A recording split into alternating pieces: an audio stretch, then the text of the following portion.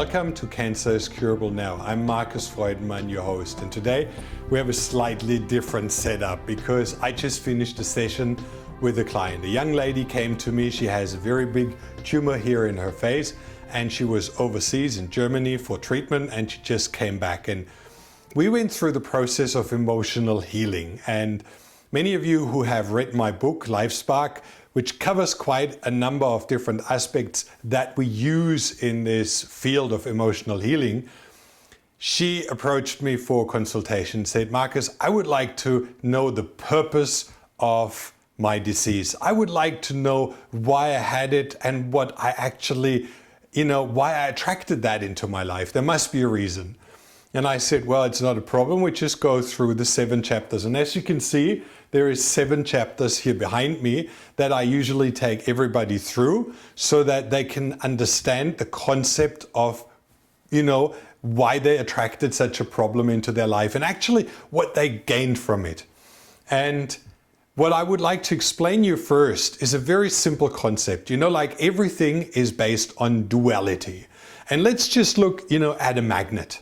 You take a magnet, those long bars as a magnet, and you break that in half and you throw the negative side away and you keep only the positive. Well, does that work? Usually not. As soon as you break it, it splits immediately and becomes half-half. Exactly half, north and south, or positive and negative charged. It's a very simple thing. And no matter how long it was, if you break it, it will be half-half. Now you weren't fast enough. You just grab it again, you break it, you throw one half away, and do you have only the positive left? Well, no, it's again half-half. And you keep doing that down to the quantum level, to the smallest entity, to 1 Planck's dimension, and you still have half-half. You have actually a wave which is exactly equal. If you have a strong amplitude, you have a strong on the other side. The Planck's dimension, which is the shortest entity possible, is equal amount of positive as it is negative. Well, and then if you just look around in this world, everything is based on that duality. If you see, the Earth as a globe, well, it's half-half. It's half daylight, half nighttime. And it's like up and down, and wherever you look, everything is based on a duality. Good and evil is actually the one that we're trying to deal with. So it really is that play back and forth, how we perceive things. You can be very, very sad if a person goes. You can be really happy if a person leaves. It depends on that connection between you and the person. And that's why it's not bad for everybody. Some people are excited if someone comes and another one rolls their eyes and thinks, oh my God. So good and bad is really only dependent on your perception, how you perceive it, how you look at it. And that is an exercise that we do and which we teach in our EQ meditation and in our workshop, which is really, really changing your perspective, your view of things. And what I would like to show you in this chart back here, which is really astounding. She came to me and said, well, I would like to know the purpose of my disease. Why did I actually have it? And what did it bring me? And I said, well, very simple. What has transformed to the good in regards to your diagnosis? Since you've been diagnosed with cancer, or since you have the cancer, what has transformed to the good? And she said, well, that's an awkward question because I wouldn't say anything has changed to the good. It's rather all negative. And I said, yeah, that's how you look at it, but there is probably a lot of things who have transformed. And we started in the spiritual domain and we just looked at, what has transformed in regards to her friends and her relationship, what type of people she associates with. And as soon as we started to look into that, she was going like, yeah, there is a lot of transformation and the people that I associate with have different purpose. They have a purpose, whereas the people before, their purpose was to earn money and to be, well dressed and everything. And all of a sudden I've connected with people who have a completely different outlook onto life. They actually look for a lot deeper meaning. So that was huge, and she already found there then in regards to yoga and self-discovery and, finding that stillness within, and not only the physical yoga, but also the yoga of meditation and getting to know yourself, understanding that monkey mind and everything. In regards to what she was reading, the spiritual literature, and, finding all of a sudden not a religious outlook on life, but a spiritual outlook on life. It was beautiful. And you can see there's quite a number of things. Then we went into the purpose. Like you have a purpose when you come onto this world, and you probably know it or you don't. Well, if you don't know it and you just live because you have to, and there is not a real motivating drive, well, that's pretty sad. And she discovered a purpose and a direction and everything, but it was not yet clear. And that was something that was just unfolding. When we looked at religion, well, she discovered a lot of dogmas that she was living under and that she had to, alleviate. When we went into relationship and friends, and you can see there is a lot of marks, tremendous changes and new people that she met and new groups, and, in regards to children and in regards to spouse, there was like lots of transformation, change, and actually an improvement in all those fields. She separated who she was with. She actually really filtered people who were conducive to her health and to her well-being, and actually where she enjoyed being with, compared to those which just dragged her down. So there was a lot of understanding in regards to friends, and especially in regards to herself. She discovered that, there is a personality living within her who has choices. This is huge when you discover that it's not just, like you're born into a friendship and then you got to do what they want. All of a sudden, what is important to me? And how do I gather with people around me who actually, join me on my journey and not distract me from my journey? This was a huge part for her. And that's where she actually broke into tears when she realized this whole concept of what had transformed since she had the problem, since she was diagnosed. In the physical, even, talk to someone who has diagnosed with cancer and says, well, I'm dying, or I have a problem, or what is transformed to the good? And they usually slap you in the face. They don't like that question. They think, you're nuts. And she reacted very similar. Here she was in tears, and then when I said, what is transformed to the good? Physically, she was like, hey, we can skip that one, we go to the next. And I said, no, we go through. In regards to herself, in regards to diet, how she deals with diet, how she understands, how she started to listen to herself. You can ignore all the warning signs and you can run into stress and you can do all those things, and then all of a sudden you wonder why you're sick. Or you become very conscious and very aware that whatever you do lifts your immune system and lowers your immune system.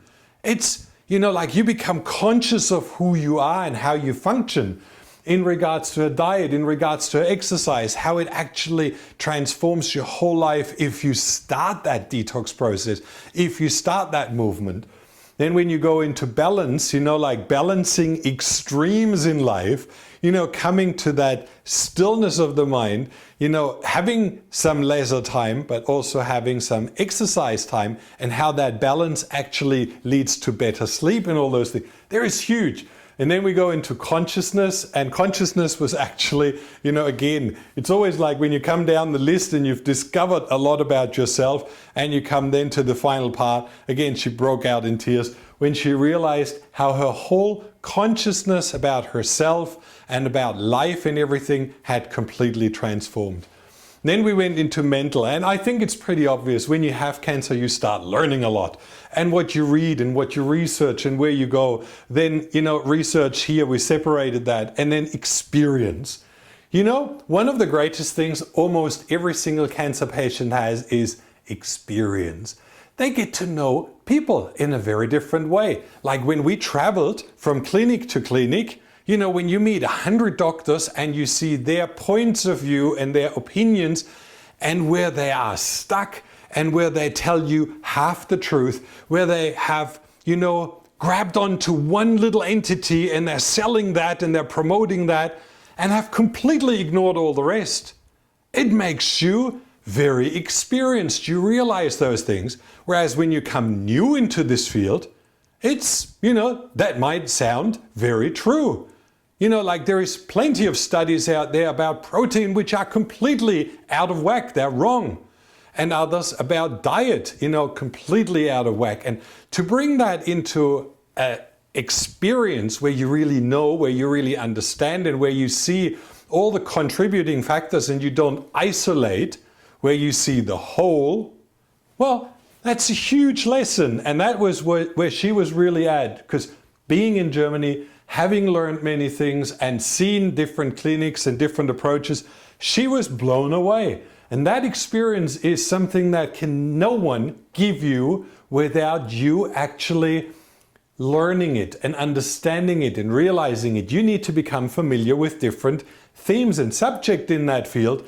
And that's what this whole thing was about. And then people, as I said before, getting to know the concept of people and how they promote things. In the financial thing, it wasn't really intense with her. She was from a wealthy family, so she wasn't really changing a lot. There were quite a few things, how she started to change her attitude, where she didn't spend money in things anymore which weren't relevant, and where she all of a sudden started to see things which are a lot more in line with her values, and where she didn't have to meet, that whole fashion thing and buy this and buy that, just, mindless wasting money. She was actually focusing on that. And in regards to changing her attitude towards money, it can be something very important, but all of a sudden when your health goes away, you need money to actually pay for your treatments, but money gets a different value. It's not about buying things. It's not about living, that consuming life. It's actually investing in things which are valuable on a long-term basis. Health is not an event. It's not something you can buy in a pill. It's a process. So that was very clear for her. And in regards to diet, you can waste a lot of money in unhealthy food, unhealthy supplements, in, following protocols which don't help you at all. You buy this and buy that and buy here a little bit and one of that Golgi juice and this and it's not helping you. It doesn't help you cure cancer. It's just, blown money because you were not educated in the first place.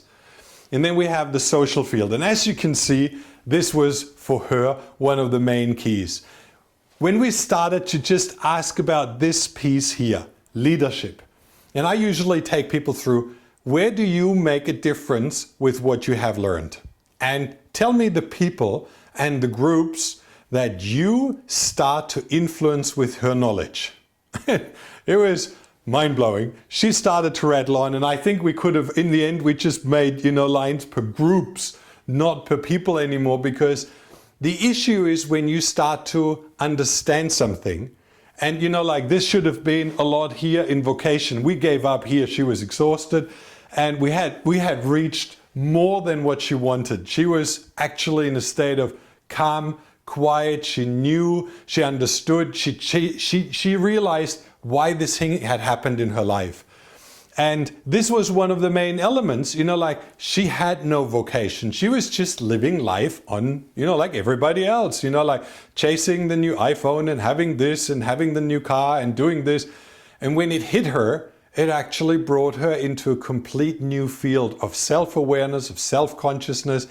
And then after she had learned whatever was necessary, she started to actually teach that. And it was really amazing, and share that with friends and influence that, and her cooking classes and groups and everything. So that was amazing.